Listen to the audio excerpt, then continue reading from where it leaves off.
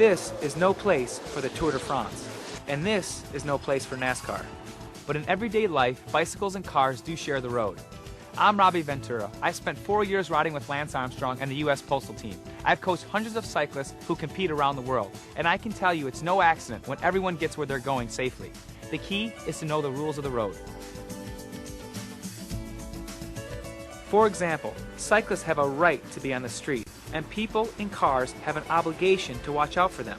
Often the road is the only way for people on bikes to get where they're going, and some sidewalks are even more dangerous than streets. Finally, some communities allow kids to ride on the sidewalk, but it may be illegal for adults. When cyclists are on the road, they're supposed to obey all traffic laws, signs, and signals, always riding in the same direction as cars in their lane. Some cyclists feel safer riding against traffic where they can see oncoming cars, but that's actually more dangerous because cars have less time to slow down and go around them. People on bikes should also ride predictably and signal so drivers know what they're planning to do. Cyclists turning right may do this, or this. Here's what a left turn signal looks like, and if you see this, expect the cyclist to slow down or stop.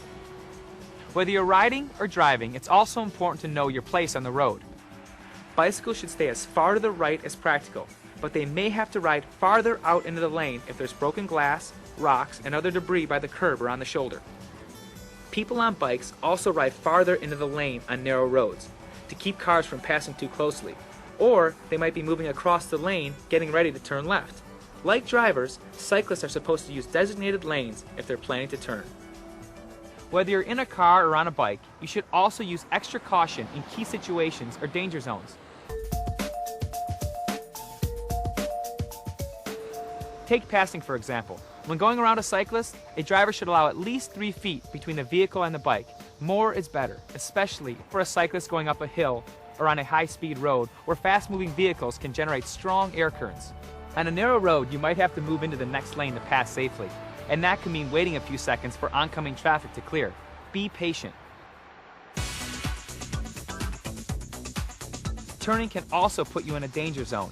Say you're in a car planning to make a right turn, but there's a cyclist to your right or riding behind you. People are often tempted to speed up, get ahead of the bike, and make that turn, but doing so could cause a crash. If there's any chance you're going to block the path of a bike on the road or a parallel bike path, wait for the cyclist to pass before turning. How much time do you lose by slowing down and playing it safe? As you can see, it's only a matter of seconds. And when you're turning or changing lanes, don't forget about your blind spots. After checking your mirrors, always look quickly to your right or left. Another major risk is a car turning left into the path of an oncoming bike. In these situations, drivers may misjudge the speed and distance of cyclists or fail to see them. Bikes are smaller than cars, so they're harder to see and may appear further away. But some could be moving pretty fast, 20 or even 30 miles an hour. And if the cyclist is going straight, he has the right of way.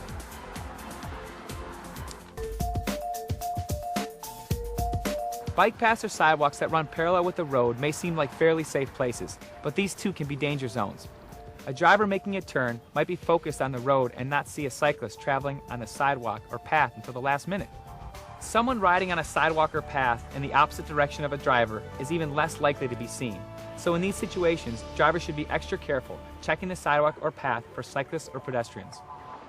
People on bikes should ride defensively. Watch for motorists making a turn and be prepared to stop. Another danger zone involves driveways or alleys.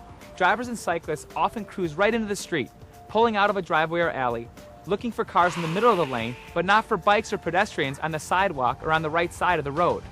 And if you're only looking to your left for oncoming traffic, you won't see a cyclist coming from the other direction. You have to remind yourself every time to take it slow and look both ways before entering the road. Cyclists riding along parked cars are in another danger zone because drivers and passengers sometimes open doors. Whoa! This happens so often, cyclists actually have a name for it, being doored. So if you're getting out of a parked car, always look over your shoulder to make sure no cyclists are coming. And cyclists may want to ride farther into the lane. One final danger zone is right behind the wheel or handlebars. You're blocking the road. I'm trying to get by here. You have to give me room. You have to wait a second.